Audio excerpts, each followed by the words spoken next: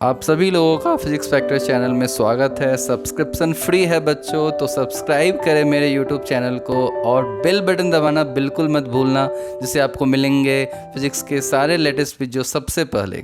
Hello दोस्तों, हमारा ये लेक्चर नंबर 9 है करंट इलेक्ट्रिसिटी का, और इस लेक्चर में हम देखेंगे किरचॉफ्स सर्किट लॉ के बारे में। ठीक है, अब इससे पहले हमने सारे जो भी लेक्चर्स हमने किए थे उसमें बेसिकली मोस्टली हमने रेसिस्टेंस, इक्विवेलेंट रेसिस्टेंस निकाला था। अब एक्चुअल हम करंट की वैल्यू या फिर वोल्टेज की वैल्यू को हम निकालने की कोशिश करेंगे किसी भी सर्किट का। ठीक है, तो किरचॉफ्स सर्किट लॉ में दो लॉ है बेसिकली, एक जंक्शन लॉ है और एक लूप लॉ है।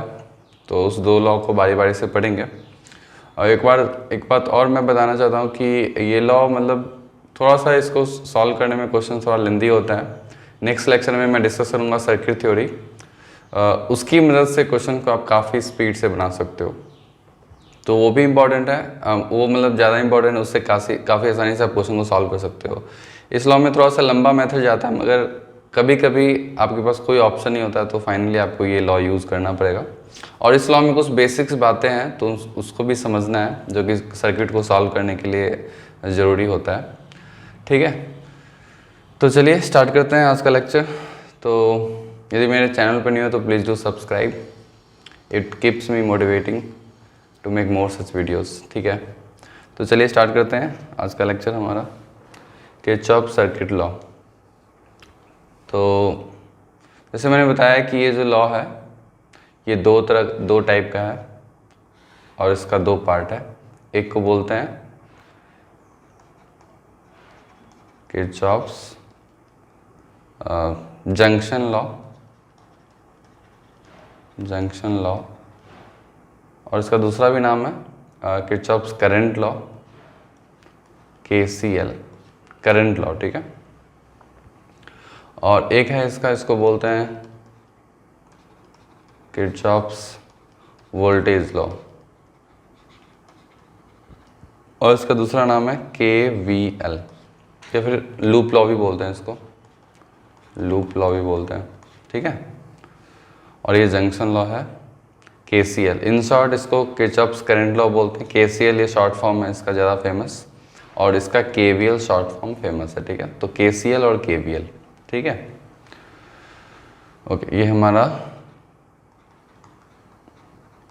Kirchhoff's circuit law. ओके, तो बारी बारी से समझते हैं। सबसे पहले स्टार्ट करते हैं किरचॉफ्स जंक्शन लॉ को।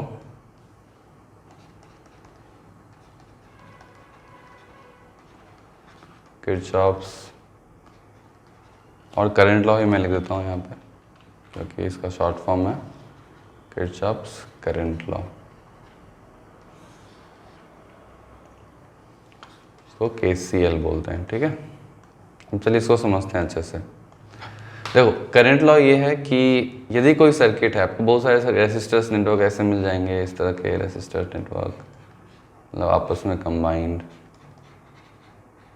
इस तरह से कोई लूप वगैरह आपको सर्किट में मिल जाएगा, इस तरह से कुछ। ठीक है, ऐसा कुछ इस तरह का, मतलब इनफाइनाइट सर्किट्स पॉसिबल है, जिसमें कि सेल, बैटरी होगा, रेसिस्टर होगा, कैपेसिटर होगा, ये सब चीज़ें होंगी। तो करंट लॉ ये बोलता है कि कोई भी जंक्शन जो पॉइंट है, जैसे ये पॉइंट आपको एक जंक्शन दिख रहा है, जो कि जहाँ पे मोर देन 2 वायर्स कनेक्टेड होते हैं, उसको जंक्शन बोलते हैं। तो ये हमारा जंक्शन है। तो यहाँ इस पूरे सर्किट में कितना जंक्शन है? टोटल 2 जंक्शन है। तो ये इसको बोलते हैं हम जंक्शन 1, इसको बोल सकते हो जंक्शन 1 है, और इसको बोल सकते हो जंक्शन 2। अब उस जंक्शन पे मोर देन 2 वायर्स कनेक्टेड होंगे आपस में, मतलब डिवीज़न होगा एक तरह से, ज़्यादा भी हो सकता है, 4, 5, 6, 7, कितना भी हो सकता है। तो ये लॉ ये बोलता है कि इस जंक्शन पे जितने करंट अंदर जाएंगे उतने ही करंट बाहर भी जाएंगे। बेसिकली कंजर्वेशन ऑफ चार्ज पे बेस्ड है। तो summation of all the current going into the junction inside the junction will be equal to summation of all the current coming out of the junction। ये इसका पहला form है, मतलब एक form मैंने बताया कि इस तरह से आप इसको याद रख सकते हो कि जितने भी करंट, फॉर एग्जांपल यहाँ I1 जा रहा है, I2 जा रहा है, और यहाँ I3 निकल रहा है, तो I1 प्लस I2 किसके बराबर होगा? I3 के बराबर होगा, ठीक है। इसको हम ऐसे लिख सकते हैं। टोटल करंट, इसको आप एज ए स्टेटमेंट भी लिख सकते हो, total current entering into the junction, जितना करंट उस जंक्शन के अंदर जा रहा है उतना ही करंट जंक्शन के बाहर आ जाएगा। तो जैसे मैंने इसमें डायग्राम में बताया है कि I3 बाहर निकल रहा है और I1 और I2 अंदर जा रहा है, तो I1 plus I2 must be equal to I3। तो ये इसका सिंपल लॉ है। कभी कभी हम इसको इस फॉर्म में भी लिख सकते हैं, लिख देते हैं, तो वो फॉर्म भी आप डायरेक्टली यूज़ कर सकते हो कि summation of all the current eight junction is 0। यहाँ पे आपको साइन के साथ लिखना है। आप साइन अपने अकॉर्डिंग चूज़ कर सकते हो। आप अंदर यदि पॉजिटिव एज्यूम करते हो तो बाहर आपको नेगेटिव एज्यूम करना है। तो summation of all the current at the junction is 0 at junction. इसका चलो मैं एग्जांपल देता हूँ। कभी कभी ऐसा होता है कि सपोज आपके पास इस तरह का कुछ सर्किट है,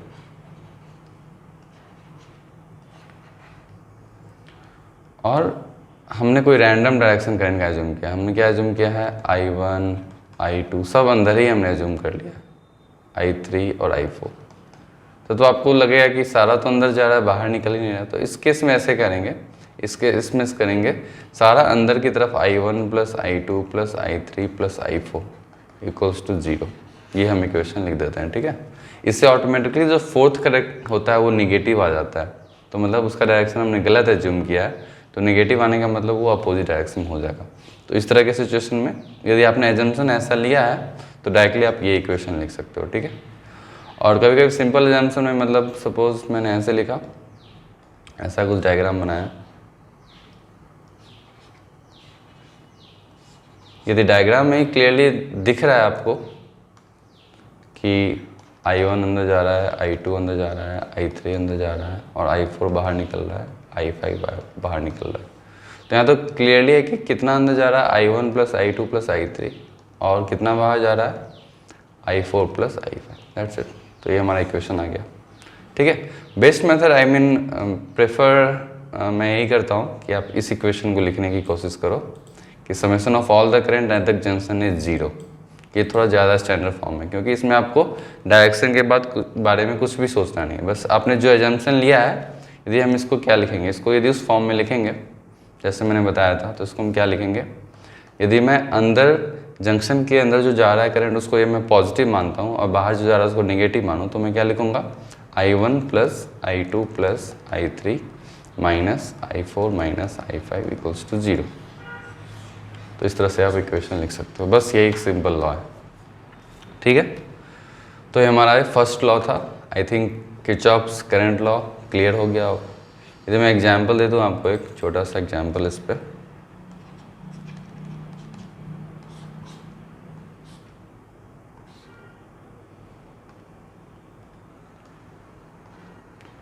टू एम्पियर, 3 एम्पियर, 5 एम्पियर, और इसमें आपको करंट की वैल्यू, इसमें मैं डायरेक्शन भी नहीं दिया हूँ, इसमें आपको करंट की वैल्यू निकालना है, ठीक है।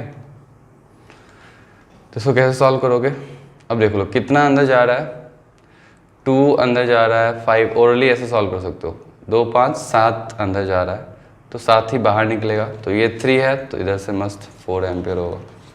ऐसे आप क्वेश्चन को सॉल्व कर सकते हो। ये I equals to 4 ampere coming out, ठीक है, coming out of the junction. तो इस तरह से आप क्वेश्चन को सॉल्व कर सकते हो, ठीक है। ऑलराइट, तो ये तो हमारा first principle, first law, Kirchhoff's junction law, Kirchhoff's current law हमने सीख लिया। ये थोड़ा डिफिकल्ट है और इसको आपको थोड़ा सा समय देना पड़ेगा, थोड़ा प्रैक्टिस करना होता है किरचॉफ्स वोल्टेज लॉ को। तो किरचॉफ्स वोल्टेज लॉ को समझते हैं, ठीक है। तो चलिए सेकेंड किरचॉफ सर्किट लॉ को समझते हैं, जिसका नाम है Kirchhoff's voltage law. Kirchhoff's voltage law, जिसको कि लूप लॉ भी बोलते हैं और शॉर्ट में KVL बोलते हैं, ठीक है। ओके, तो इसको समझते हैं क्या है ये KVL। तो ये बोलता है कि summation of all the voltage inside a loop is 0। इसका सिंपल स्टेटमेंट यही है।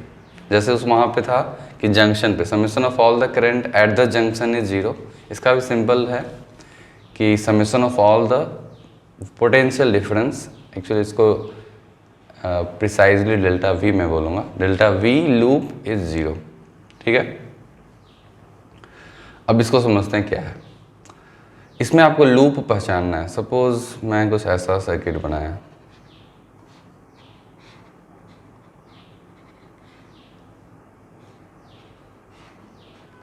देख सकते हो मैंने ये लूप 1, 1, लूप 2 और एक बड़ा वाला लूप है। बड़ा वाला लूप की आपको प्रॉब्लम हम लोग को सोचना नहीं है। जो भी स्मॉलेस्ट लूप, जैसे 3 लूप भी हो सकते हैं, 5 लूप भी हो सकते हैं, 2 लूप हो सकते हैं। 1 लूप है तो काफ़ी सिंपल है। तो सपोज 2 लूप है यहाँ पे, तो ये दोनों लूप में रूल ये बोलता है कि आप किसी भी पॉइंट से स्टार्ट करो और सारे पोटेंशियल ड्रॉप लिखोगे तो उसका सम 0 आएगा, ठीक है। इसको अच्छे से समझते हैं क्योंकि ये इतना आसान से समझ में नहीं आने वाला है, तो मैं समझाता हूँ। सपोज इसको मैं V1 लिखता हूँ और इसको मैं V2 लिखता हूँ, इसको मैं V3 लिखता हूँ और इसको मैं R1, R2, R3 और R4, ठीक है। तो इसका एक सर्टेन स्टेप होता है। सबसे पहले इसमें कुछ नोट्स हैं, वो आप नोट्स पहले समझ लो। कुछ इंपॉर्टेंट पॉइंट्स हैं, उसको पहले समझ लो। तो क्या इंपॉर्टेंट पॉइंट है? पॉइंट नंबर 1 जो कि काफ़ी इंपॉर्टेंट है, वेरी इंपॉर्टेंट। जब भी आप इसको क्रॉस करते हो, फॉर एग्जांपल आप बैटरी को क्रॉस करते हो, बैटरी आपका ऐसा है या फिर बैटरी कैसा हो सकता है, ऐसा हो सकता है, या तो आप क्रॉस करोगे ऐसे या फिर आप क्रॉस करोगे ऐसे। लोअर पोटेंशियल से हायर पोटेंशियल में क्रॉस करोगे या फिर हायर से लोअर में क्रॉस करोगे। क्रॉस करने का मतलब हुआ कि बेसिकली आपको ट्रेवल करना होता है ऐसे। जैसे इसमें लूप हो गया ना, 2 लूप है तो लूप की डायरेक्शन तय करनी होती है। तो सपोज़ करंट का डायरेक्शन भी आप एज्यूम कर सकते हो। तो करंट का डायरेक्शन सपोज आपने एज्यूम किया, आपने ऐसे एज्यूम कर लिया कि करंट ऐसे फ्लो कर रहा है, ठीक है। इस लूप में आपने एज्यूम कर लिया। अब यहाँ आपने एज्यूम कर लिया ये करंट I1 फ्लो कर रहा है, तो यहाँ पे आपको एज्यूम करना पड़ेगा I2, क्योंकि यहाँ पे एक जंक्शन है। ये I1 I2 के बराबर नहीं होगा, ठीक है। अब इस जंक्शन लॉ पे यहाँ पे आप I3 एज्यूम कर सकते हो। एक अंदर जा रहा है, एक बाहर जा रहा है, आप चाहो तो आप I3 एज्यूम कर सकते हो। तो इस लूप में I3 हो गया, ठीक है। तो देखो, इसको सॉल्व करने के लिए सबसे पहले तो आप करंट का एजम्पशन ले सकते हो अपने मन से। ऐसा ज़रूरी नहीं है कि अब ये एजम्पशन जो हमने लिया है वो सही होगा, ऐसा ही करंट मूव कर होगा। अपने मन से आपको जैसा लगता है, आपको लगता है ये करंट अच्छा ऐसे फ्लो करेगा, ऐसे फ्लो करेगा, आप एज्यूम कर लो। जब सॉल्व करोगे तो ऑटोमेटिकली वो साइन के साथ आ जाएगा। तो यदि I1 पॉजिटिव आता है तो ठीक है आपका एजम्पशन, यदि I1 निगेटिव आता है तो मतलब आपका एजम्पशन गलत है, तो आप अपोजिट डायरेक्शन में बस वो करंट फ्लो करेगा, ठीक है। तो सबसे पहले यही करते हैं, पहले करंट को एज्यूम कर लेते हैं और कोई भी अपने मन से डायरेक्शन ले लेते हैं। अब ये तो हमने करंट का डायरेक्शन एज्यूम कर लिया। अब लूप का भी डायरेक्शन लेना होता है जहाँ पे हमको ट्रेवल करना है। तो नॉर्मली बेटर ये होता है कि आप करने के डायरेक्शन में जनरली आप लूप का डायरेक्शन लिया करो, दैट इज़ बेटर। मगर वो पूरा फ्रीडम है आपको, वो आप कैसे भी ले सकते हो, ठीक है। तो मैंने लूप का डायरेक्शन कुछ ऐसे लिया, मैंने ये एक सर्कल मैंने बनाया और यहाँ भी मैंने लूप का डायरेक्शन कुछ ऐसे लिया, ठीक है। और इसको मैं लूप 1 बोलता हूँ, इसको लूप 2 बोलता हूँ। तो ये 1 और 2 जो आप देख रहे होगे, ये मैंने लूप का डायरेक्शन लिया, मतलब मेरे ट्रेवल करने की डायरेक्शन। आपको इस तरह से ट्रेवल करना है कि सम ऑफ लूप 0 हो जाए, ठीक है। तो ये एक तो होता है करंट का डायरेक्शन जंक्शन, बच्चों को वहाँ कन्फ्यूजन होता है। तो करंट का डायरेक्शन आप पूरा फ्री हो, बिल्कुल फ्री हो, आप कैसा भी एज्यूम कर सकते हो। आपको जहाँ लगे हायर पोटेंशियल है तो करंट ऐसे फ्लो करेगा, आप एज्यूम कर लो, मार्क कर लो, जितना भी वेरिएबल है I1 I2 उसको मार्क कर लो, ठीक है। और फिर दूसरा है कि लूप का डायरेक्शन, तो आप लूप के लिए भी फ्री हो, पूरा फ्रीडम है, आप कैसे भी एज्यूम कर सकते हो। जनरली बेटर प्रैक्टिस होता है कि आप करंट के डायरेक्शन में ही लूप का डायरेक्शन एज्यूम कर लो, ठीक है। ओके, तो ये आप दोनों, ये आपने कर लिया। इसके बाद एक सिंगल लूप में आपको ट्रेवल करना होता है और किसी भी एक पॉइंट से, आप कोई भी पॉइंट से स्टार्ट कर सकते हो। तो आपने ए से स्टार्ट किया और इस डायरेक्शन में आप मूव कर रहे हो और ऐसे मूव करते करते पूरे को क्रॉस करके वापस आप ए पॉइंट पे पहुंच रहे हो। उसी दौरान जब आप ट्रेवल करते हो तो आपके सामने रेसिस्टर आता है, बैटरी आता है, बहुत सारे एलिमेंट्स आते हैं, ठीक है। तो जैसे रेसिस्टर आएगा और या फिर बैटरी आएगा, तो यही मैं यहाँ पे बता रहा हूँ नोट्स में। यदि बैटरी आता है आपके ट्रेवल में, जब आप ट्रेवल करते हो लूप पे, और यदि बैटरी आता है तो करंट की डायरेक्शन कुछ भी हो उससे कोई फर्क नहीं पड़ता है। जब भी आप बैटरी को क्रॉस करो तो irrespective of current direction, current direction का कोई रोल नहीं है। जब भी आप, एक रूल है सिंपल, जब भी आप निगेटिव टर्मिनल से पॉजिटिव टर्मिनल को क्रॉस करते हो तो पोटेंशियल डिफरेंस की वैल्यू पॉजिटिव होती है, और जब आप पॉजिटिव टर्मिनल से निगेटिव टर्मिनल को क्रॉस करते हो तो पोटेंशियल डिफरेंस की वैल्यू निगेटिव होती है। ठीक है, सपोज ये 5 वोल्ट का बैटरी था तो डेल्टा वी हम क्या लिखेंगे, -5 लिखेंगे। ये 5 वोल्ट का बैटरी था तो डेल्टा वी क्या लिखेंगे, +5 लिखेंगे। सिंपल, इसमें करंट का डायरेक्शन मैटर नहीं करता है। कहाँ मैटर करता है, जब आप रेसिस्टेंस को क्रॉस करते हो। तो इसको याद रखना, that is the rule number 1। ठीक है, इस लूप को बेसिकली किरचॉफ्स वोल्टेज लॉ को अप्लाई करने के लिए, लिखने के लिए। तो रूल नंबर 1 आपको क्या रखना, याद क्या रखना है कि जब भी आप लूप में ट्रेवल करते हो और बैटरी या सेल को क्रॉस करते हो, ठीक है, जब क्रॉस करते हो तो करंट की डायरेक्शन कोई भी, उससे कोई मतलब नहीं है। यदि आप निगेटिव टर्मिनल से पॉजिटिव टर्मिनल में क्रॉस करते हो तो डेल्टा वी की जो वैल्यू होती है, मतलब पोटेंशियल डिफरेंस अक्रॉस बैटरी, उसकी वैल्यू पॉजिटिव होगी। और जब हायर पोटेंशियल से लोअर पोटेंशियल, मतलब पॉजिटिव टर्मिनल से हाई निगेटिव टर्मिनल में आप क्रॉस करते हो तो निगेटिव होता है। ये सिंपल रूल आपको समझना है, याद रखना है। अब स्टेटमेंट नंबर 2, स्टेटमेंट नंबर 2 ये है कि जब भी आप रेसिस्टर को क्रॉस करते हो, रेसिस्टर को क्रॉस करते हो, तब करंट का डायरेक्शन मैटर करता है। यदि आप रेसिस्टेंस को क्रॉस करते हो करंट के डायरेक्शन में तो डेल्टा वी -IR होगा, इसको याद रखना है। करंट के डायरेक्शन में यदि आप क्रॉस करते हो रेसिस्टर को तो -IR, और यदि आप क्रॉस करते हो और करंट आपकी अपोजिट डायरेक्शन में ट्रेवल कर रही होती है, ऐसे, ये हमारा आ रहा है, तो डेल्टा वी की वैल्यू होती है +IR। बस इसको आपको ध्यान रखना है। यहाँ करंट का डायरेक्शन मैटर करता है। तो जब आप रेसिस्टर को क्रॉस करते हो करंट के डायरेक्शन में तो -IR लिखना है, और जब रेसिस्टर को क्रॉस करते हो अपोजिट डायरेक्शन में करंट के तो आपको +IR लिखना है। क्वेश्चन से ये चीज़ें और क्लियर होगी, तो मैं क्वेश्चंस आपको दूंगा। अब देखो, अब आपको यहाँ लूप 1 और लूप 2 पे इक्वेशन लिखना है, ठीक है। तो मैं यहीं पे दिखाता हूँ आपको, आई थिंक, या फिर ये मैं डायग्राम कॉपी करता हूँ और इस डायग्राम का मैं लूप का लिख के दिखाता हूँ आपको, ठीक है। तो मैंने यहाँ पे, ये आपको यदि 2 स्टेटमेंट आपको याद हो गया तो यहाँ पे ऐसे लिखते हैं, लूप 1, ठीक है। तो लूप 1 पे आपको कोई क्वेश्चन लिखना है। आप किसी भी पॉइंट से स्टार्ट करते हो, जैसे मैंने बताया यहाँ पे मैंने A पॉइंट से मेरे को स्टार्ट करना है। सबसे पहले आप देखो करंट के डायरेक्शन में आप क्रॉस कर रहे हो R3 को, तो आप क्या लिखोगे, -I1 R3। सो ये हमारा फर्स्ट टर्म हो गया। फिर आप पोटेंशियल को ड्रॉप, इसको क्रॉस करोगे और हायर से लोअर, सो -V2, और फिर इसमें I2 फ्लो करिए तो -I2 R2, और फिर आप इस रेसिस्टर को भी क्रॉस कर रहे हो और इसमें करंट I1 है तो -I1 R1, और फिर सेल को क्रॉस कर रहे हो और इसकी वैल्यू V1 है तो +V1, क्योंकि आप निगेटिव से पॉजिटिव टर्मिनल में क्रॉस कर रहे हो और इसकी वैल्यू 0 हो जाएगी। तो ये आपका इक्वेशन नंबर 1 आ गया। इस तरह से लूप 1 का इक्वेशन लिखते हैं, ठीक है।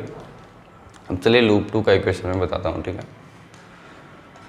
तो लूप 2 आप किसी पॉइंट से स्टार्ट हो तो आपकी मर्जी, तो मैं पॉइंट B से स्टार्ट करता हूँ इस डायरेक्शन में।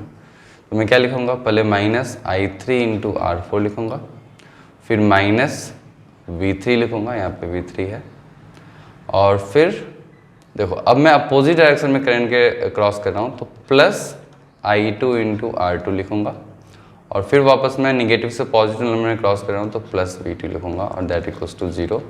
तो ये हमारा इक्वेशन नंबर 2 है, ठीक है। तो इस तरह से लिखते हैं। और फिर अब 2 इक्वेशन आ गया, आपके पास कितने वेरिएबल है, I1 I2 I3, 3 वेरिएबल्स आपके पास। तो एक आपका इक्वेशन आ जाएगा किरचॉफ्स करंट लॉ से। तो 3 इक्वेशन, 3 वेरिएबल, आप आंसर सॉल्व कर सकते हो। एक क्या आ जाएगा, कितना करंट अंदर जा रहा है, I1 जा रहा है, तो यूजिंग KCL लगा के I1 किसके बराबर हो जाएगा, I2 + I3 के। तो आपके पास 3 इक्वेशन है, 3 वेरिएबल है, और क्वेश्चन को इस तरह से आप सॉल्व कर सकते हो, ठीक है। तो इसी को बोलते हैं किरचॉफ्स वोल्टेज लॉ। मगर ये लेंदी प्रोसेस है, इसको बस याद रखना है। बस ये लेंदी प्रोसेस है, जब कुछ ना हो सके आपसे तब इसको आप कर सकते हो अप्लाई और उसको सॉल्व करो। आगे मैं काफ़ी आसान मेथड बताने वाला हूँ इन सब सर्किट्स को सॉल्व करने का। काफ़ी सिंपल मेथड जिससे आपको विदिन 20 सेकेंड्स, आप विदिन 15 सेकेंड्स क्वेश्चन को सॉल्व कर पाओगे, ठीक है।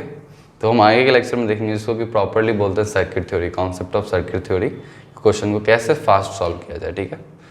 तो हम अगर फिर भी ये सिलेबस में है और इस तरह से आपसे पूछा जा सकता है, सपोज आप CBSE या फिर मतलब बोर्ड वगैरह की प्रिपरेशन कर रहे हो तो पूछ देगा आपसे कि किरचॉफ्स वोल्टेज लॉ लगा के आप इसको सॉल्व करो। या फिर कभी कभी जो भी शॉर्ट ट्रिक्स हम पढ़ेंगे आगे, कभी कभी ऐसा होता है कि कुछ भी आप सपोज आपके माइंड में क्वेश्चन है, लास्ट ऑप्शन आपके पास ये किरचॉफ्स वोल्टेज लॉ होता है, तो उसको आप अप्लाई करके क्वेश्चन को सॉल्व कर सकते हो, ठीक है।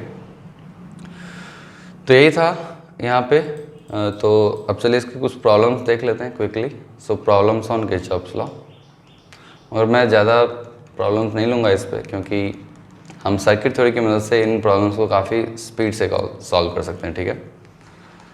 तो just for the sake of this topic मैं कुछ प्रॉब्लम्स ले लेता हूँ। सो प्रॉब्लम्स ऑन किरचॉफ्स लॉ, ठीक है। तो स्टार्ट करते हैं क्वेश्चन नंबर 1 से। तो एक सिंपल सा मैं देता हूँ आपको।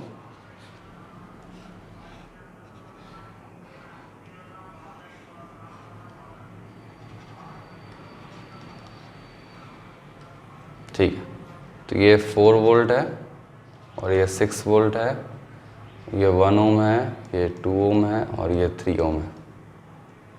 आपको क्या करना है, आपसे पूछा है कि हर एक ब्रांच में आप करंट निकाल दो। Find the current in each branch, ठीक है। आपसे पूछा है कि हर एक ब्रांच में आप करंट की वैल्यू निकाल दो, ठीक है। तो चलो इसको सॉल्व करते हैं। तो सिंपल मेथड है। सबसे पहले करंट एज्यूम करेंगे। तो करंट एज्यूम करने का क्या तरीका है, आपकी मर्जी। आप I1 एज्यूम कर लो यहाँ पे, और यहाँ पे आप I2 एज्यूम कर लो। अब देखो यहाँ पे एक छोटा सा ट्रिक है, आपने एज्यूम कर लिया है I1 और I2, तो के जो किरचॉफ्स करंट लॉ है उसको यहीं पे लगा सकते हो एट ए टाइम। ऐसा नहीं है, उसके लिए थर्ड वेरिएबल एज्यूम कर लो। देख लो I1 अंदर जा रहा है, तो यदि इधर मैं लगाता हूँ और I2 बाहर जा रहा है, तो एक तरह से I1 माइनस I2 मैं यहाँ पे लिख देता हूँ। जिसका क्या मतलब हुआ, इस दोनों का सम I1 आ गया, दैट मीन्स जितना अंदर जा रहा है उतना ही बाहर जा रहा है। तो इस तरह से आप एक वेरिएबल को रिड्यूस कर सकते हो। तो ये थोड़ा सा शॉर्ट ट्रिक होता है, ठीक है। आपने अब लिख लिया। अब चलिए इस पर इक्वेशन लगाते हैं, लूप 1 और लूप 2। तो लूप 1 की डायरेक्शन आप एज्यूम कर लो, इसको मैं लूप 1 मानता हूँ, और आपकी मर्जी, यदि आप अपोजिट मानना चाहते हो अपोजिट मान लो लूप 2। तो मैं लूप 1 पे अब इक्वेशन लिखता हूँ। आपको यहाँ पे किरचॉफ्स करंट लॉ लिखने की जरूरत नहीं, क्योंकि आपने ऑलरेडी इसको यूज़ कर लिया, ठीक है। अब चलिए लूप 1 पे इक्वेशन लगाते हैं। तो किसी पॉइंट से स्टार्ट करते हो, मैं इसी पॉइंट ए से स्टार्ट करता हूँ यहाँ पे लूप 1 में। तो -2I2, ठीक है, या फिर x और y भी एज्यूम कर सकते थे, कोई इशू नहीं है। तो -2I2 एंड -3I1 प्लस 4 = 0। तो ये हमारा इक्वेशन नंबर 1 आ गया, ठीक है। चलिए लूप 2 में लिख देता हूँ, लूप 2 इक्वेशन। सो लूप 2 में इसी पॉइंट से मेरे को ऐसे क्रॉस करना है, तो मैं लिखूँगा -2I2, ये तो इक्वेशन सेम होगा, और +6, और यहाँ मैं अपोजिट डायरेक्शन में जाना हूँ, तो आपको +I1 माइनस I2 × 1 = 0। तो ये आपका दूसरा इक्वेशन आ गया। अब ये लीनियर इक्वेशन इन 2 वेरिएबल है। अब आगे इंजीनियरिंग में जाओगे तो इस सब को एक कैलकुलेटर से आसानी से सॉल्व हो जाता है, काफ़ी स्पीड से। अब किरचॉफ्स वोल्टेज लॉ में यही है कि अब यहाँ तो 2 इक्वेशन आया था, 2 इक्वेशन 2 वेरिएबल, 3 इक्वेशन भी आ सकते हैं, 4 इक्वेशन भी। जैसे जैसे लूप बढ़ेगा तो नंबर ऑफ इक्वेशन बढ़ते जाते हैं, तो क्वेश्चन को सॉल्व करना थोड़ा सा डिफिकल्ट हो जाता है, मतलब कैलकुलेशन वाइज, मैथमेटिक्स वाइज। तो इसीलिए हम इसको ज़्यादा यूज़ नहीं करते हैं, ठीक है। तो ठीक है, मैं फ्रेश से इक्वेशन लिख देता हूँ। तो मैं इसको 3I1 + 2I2 = 4, दैट इज़ 1 में लिख दिया। और इसको आप देखो सिंप्लीफाई करोगे तो I1 प्लस I2 और माइनस, सो -3I2 = -6, ये 2 हो गया। अब इसको आप सब्स्टिट्यूशन से सॉल्व कर लो या फिर एलिमिनेशन मेथड, ये आपकी मर्ज़ी है। तो मैं क्या करूँगा, मैं एलिमिनेशन सॉल्व करूँ। तो मैंने सबसे पहले 3 से मल्टीप्लाई कर दिया दोनों साइड, तो ये हो जाएगा 3i1 minus 9i2 equals to minus 18। तो ये 2 डबल डैश हो गया। अब मैं इसको थोड़ा मार्क कर देता हूँ कि फाइनल इक्वेशन, अब इसको हमें सॉल्व करना है, ठीक है। तो इसको कैसे सॉल्व करेंगे, सिंपल है, आप इसको सब्ट्रैक्ट कर दो, तो 1 डैश में से 2 डबल डैश को घटा देंगे, तो आपका 11i2 आ जाएगा और दैट इक्वल्स टू 22। तो i2 की वैल्यू कितनी आ गई, 2 एम्पियर। देखो कितना आसानी से आ गया i2। अब उसके बाद i1 की वैल्यू निकाल दो, तो i1 की वैल्यू हो जाएगी 3i2 माइनस 6। सो i2 की वैल्यू 6 है, तो एक्चुअली वो तो 0 ही हो गया। तो 6 माइनस 6, i1 की वैल्यू 0 एम्पियर आ गया, ठीक है। तो i1 की वैल्यू 0 एम्पियर है और i2 की वैल्यू 2 एम्पियर। मेरा कैलकुलेशन चेक कर लेना। तो इस तरह से हम क्वेश्चन को सॉल्व कर सकते हैं, ठीक है। तो अब इस पर मैं एक्चुअली ज़्यादा प्रॉब्लम से लूँगा नहीं, ये सिंपल मेथड है। आगे जो हम सर्किट थ्योरी देखेंगे उसी में कहीं कहीं किरचॉफ वोल्टेज लॉ आ जाएगा, तो उसको हम देख लेंगे। तो ठीक है, that's all for today's lecture. मिलते हैं नेक्स्ट क्लास में सर्किट थ्योरी के साथ, और that will be the most important part of this current electricity. तो चलिए मिलते हैं नेक्स्ट क्लास में।